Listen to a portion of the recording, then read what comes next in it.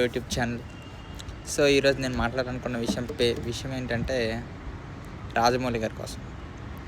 So Rajamouli గారు మొన్న వారణాసి ఈవెంట్లో ఒక వదిలిన ఒక చిన్న విషయం ఏంటంటే, నాకు దేవుడి మీద నమ్మకం లేదు, సో దేవుడిని నేను నమ్మట్లేదు అన్న పాయింట్ మీద చాలామంది చాలా రకాలుగా అంటున్నారు.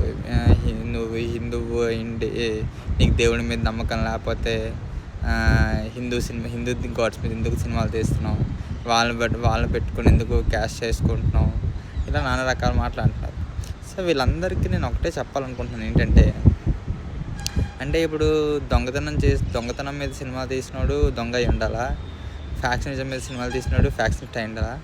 అంటే ఏమి అండి, రాజకీయ నాయకులు దేవుళ్ళ మీద ఇది చేస్తున్నారు. వాటి కోసం మీరు మాట్లాడరు. ఇదేంటి మత రాజకీయాలు, కుల రాజకీయాలు ఇవన్నీ ఉన్నాయి కదండి, వీటి కోసం మీరు మాట్లాడరు. మీకేంటంటే రాజమౌళి గారు ఆ క్షణంలో అతను బాధపడ్డ విషయాన్ని, అతనికి నొప్పించిన విషయం మీద, దేవుడి మీద, నాకు దేవుడు మీరు అన్నది నిజమే అయితే, దేవుడు అనేవాడు ఉండుంటే నేను సంవత్సరం కష్టం అండి, ఒక్కరోజు కష్టం కాదు, సంవత్సరం పాటు కష్టపడ్డ ఒక చిన్న గ్లింప్స్ని టెస్ట్ చేయడానికి అవకాశం అనేది రాకపోగా అతను ఈవెంట్లో టెస్ట్ చేసుకోవాల్సి వచ్చింది. సో ఆ క్షణంలో ఎవరికైనా బాధ అనిపిస్తుందండి.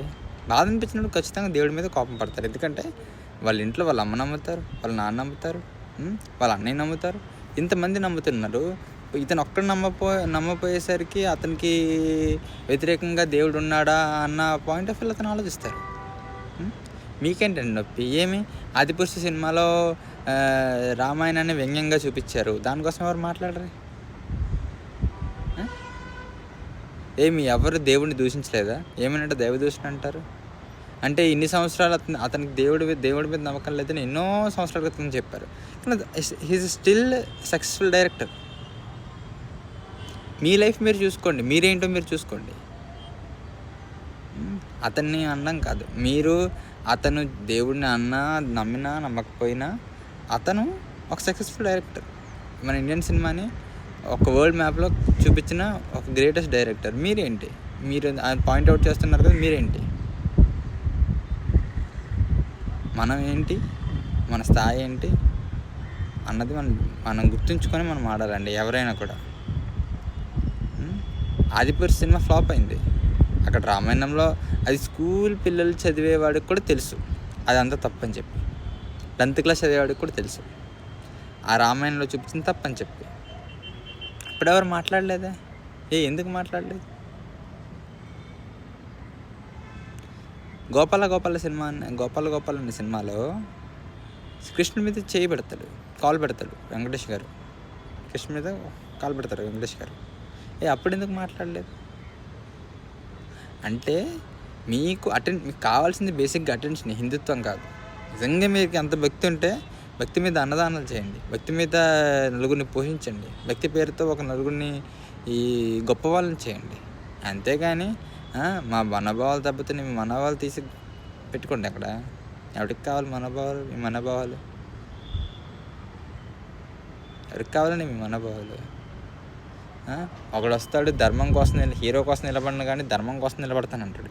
ఇంకొకటి వస్తాడు, ఏంటది రాజమౌళి ఎవడండి, నేనే పొగిడాను. నువ్వు పొగడకపోతే ఎవడికి కావాలయ్యా? నువ్వు కావాలి? నువ్వు పొగిడితేనే అతను 1000 కోట్ల సినిమాలు తీసాడు. 2 బేసిక్ కామన్ సెన్స్తో ఆలోచించండి.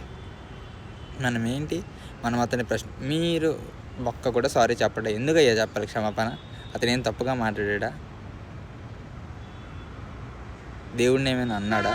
పోనీ దేవుడిని తిట్టాడా? పోనీ నేను నమ్మట్లేదు మీరు ఎవరు నమ్మకండి అన్నాడా?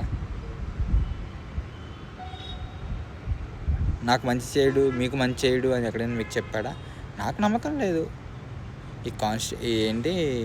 ఈ ఇండియన్ కాన్స్టిట్యూషన్లో మనం నమ్మట్లేదు అని చెప్పుకునే వాక్ స్వతంత్రం మనకుంది.